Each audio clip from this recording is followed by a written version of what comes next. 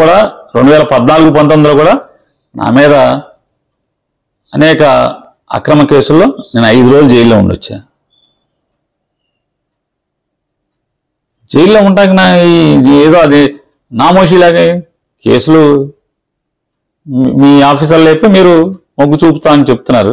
మొగ్గు చూపించండి, నేనేమో అసలు కాదు, దాని గురించి భయం లేదు, లేదా బాధ లేదు. కాదే ఒక ఫ్రెష్గా వచ్చిన అధికారి, ఒక యువకుడు, కొత్తగా వచ్చిన ఒక ఐపీఎస్ ఆఫీసర్ కింద వాళ్ళ మాటలని నేనేదో స్టేషన్కి దౌర్జన్యానికి వచ్చాను, ముద్దాయిని వదిలేయమన్నాను. నేను పొరపాటున చట్టం నాకు తెలుసు, రూల్స్ నాకు తెలుసు, ఏది మాట్లాడచ్చు ఏది మాట్లాడకూడదు నాకు ఆ విచక్షణ ఉంది. కానీ నేను అనలేదు. మీ సిఐ మీద అంటే మమ్మల్ని అవమానిస్తే, మా మేయర్ గారి భర్తను అవమానిస్తే కూడా మేము తిరగబడకూడదు, గట్టిగా మాట్లాడకూడదు అనేది నేరం అయితే ఫేస్ చేయడానికి సిద్ధంగానే ఉన్నాను.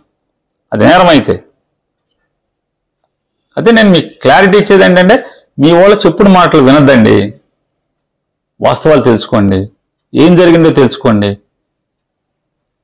ముందు సిఐ నబీ గారి దగ్గర సుబ్బన్న ఉంటే అక్కడికే వెళ్ళాను.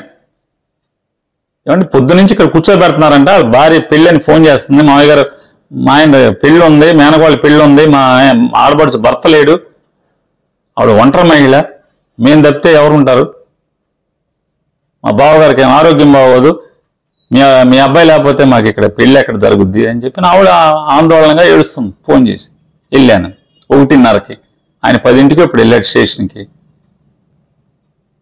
వెళ్ళుంటే కావాలి, మీరు ఏదైనా ఉంటే రిమైండ్ పెట్టండి, చట్టపరమైన చర్యలు తీసుకోండి, ఊరికే కూర్చోబెట్టబాకండి, నాంచబాకండి అని చెప్పాను. ఇప్పటికీ అదే చెప్తున్నాను. సరే పెట్టారు, రిమైండ్కి పెట్టారు, కోర్టు జడ్జి గారు అటు చెప్తే అటు జరుగుద్దని అని ఇబ్బంది ఏం లేదు. అయితే నా మీద కూడా చట్టపరమైన చర్యలు తీసుకుంటాను. మీరు తీసుకోండి, మీరు కేసు కడతా అంటే నేనెవరిని వద్దంటాకి, నేను వద్దంటే ఆగేది కాదు కదా. మీరు నిర్ణయం తీసుకున్న తర్వాత పోలీసు నిర్ణయం తీసుకున్నాక ఆగుతుందా? ఆగదు కదా.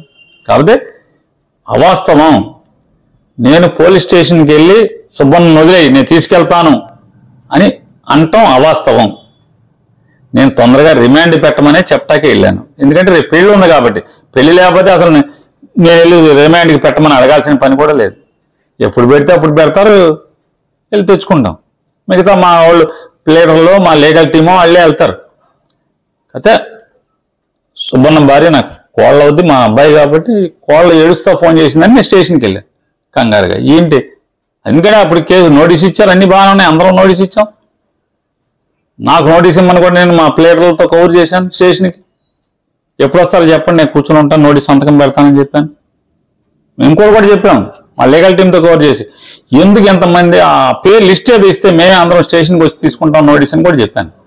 అది ఎందుకు చెప్తాం, మేము మా ఇంటి దగ్గర ఆఫీస్ దగ్గర 40 మందిని పిలిపించి నోటీస్ మీద సంతకాలు పెట్టించాం.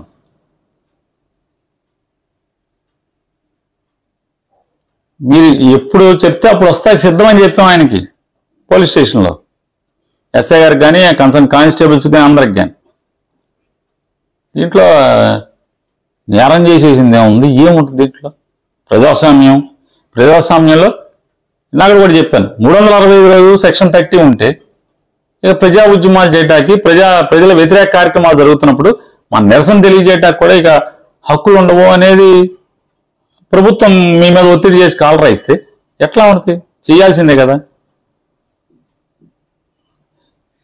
అది చట్టాన్ని మీరు మేము ఎక్కడన్నా వెళ్ళి దాడి చేస్తాను, మెడికల్ కాలేజీ మీదకి వెళ్ళి ధ్వంసం చేస్తాను, అది నేరం. కానీ మన నిరసన బయట ముందు తెలియజేయటానికి కూడా మేము వెళ్ళకూడదు అనేది ఎట్లా? అది ప్రభుత్వం అడ్డగోలు నిర్ణయాలు తీసుకున్నప్పుడు ఒక ప్రజా పార్టీ అంటే ప్రజలకు సంబంధించినటువంటి ప్రజా జీవితంలో ఉంటూ ప్రజల తరపున నిరసన తెలియజేయకుండా ఎట్లా ఉంటాం? ఉంటుంది కదా.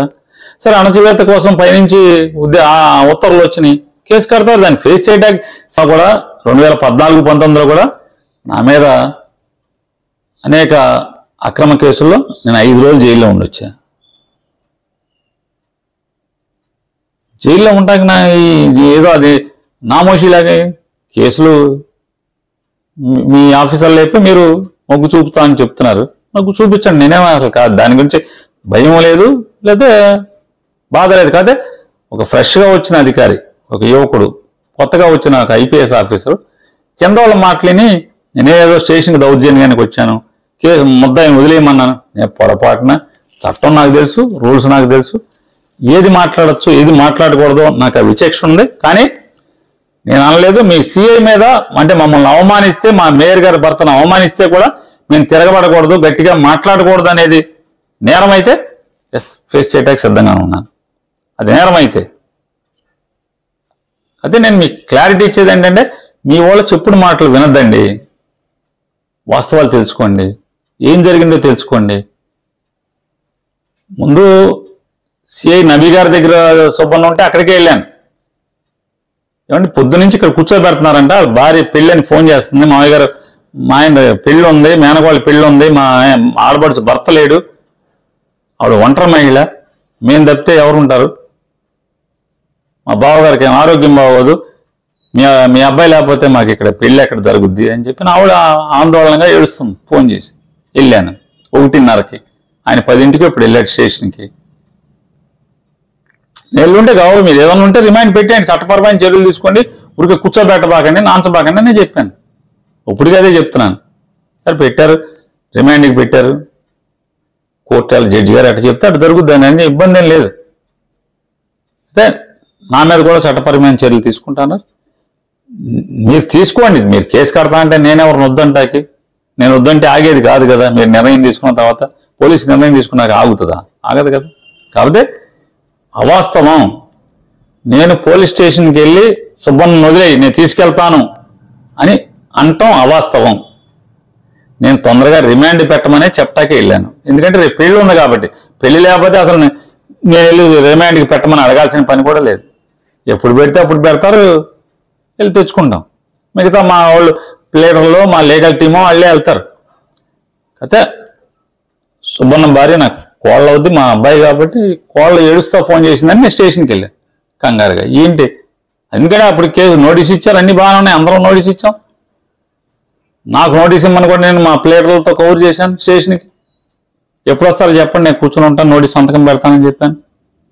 ఇంకోటి కూడా చెప్పాము మా లీగల్ టీంతో కవర్ చేసి, ఎందుకు ఎంతమంది ఆ పేరు లిస్ట్ ఏది ఇస్తే మేమే అందరం స్టేషన్కి వచ్చి తీసుకుంటాం నోటీస్ అని కూడా చెప్పాను.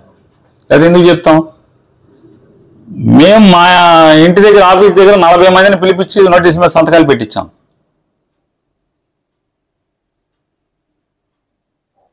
మీరు ఎప్పుడు చెప్తే అప్పుడు వస్తాకి సిద్ధమని చెప్పాం ఆయనకి పోలీస్ స్టేషన్లో, ఎస్ఐ గారికి కానీ కన్సర్న్ కానిస్టేబుల్స్ కానీ అందరికి కానీ. దీంట్లో నేరం చేసేసింది ఏముంది, ఏముంటుంది దీంట్లో?